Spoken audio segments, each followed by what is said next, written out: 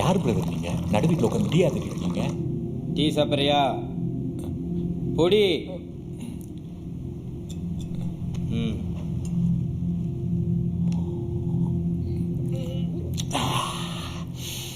அடடா brother, tea வேற level. Special tea 20 ரூபா, 2 பேருக்கு சேர்த்து 40 ரூபா. காசு எடு.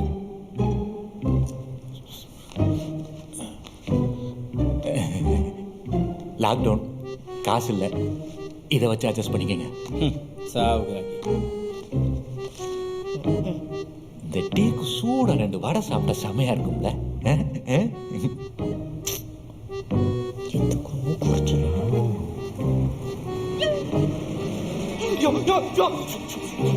என்ன மண்டபம் வந்து எடுத்துற?